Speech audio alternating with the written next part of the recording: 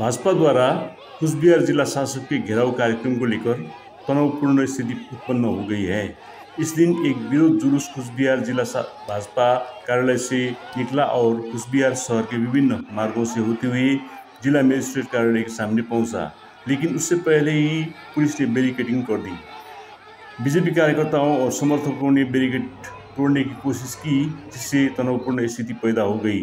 विरोध मार्च में बीजेपी जिला अध्यक्ष सुकुमार राय, बीजेपी नेता निशित प्रामाणिक, विधायक मिहिर गोस्वामी, विधायक मालती राय समेत अन्य बीजेपी नेता मौजूद हैं।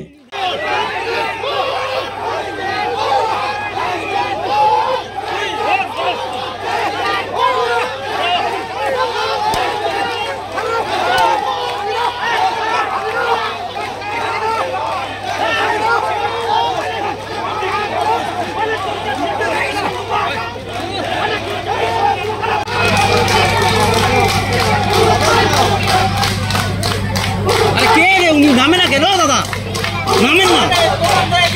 আরে আপনি বললো আমি নাকি থেমে আসতেছেন বারবার।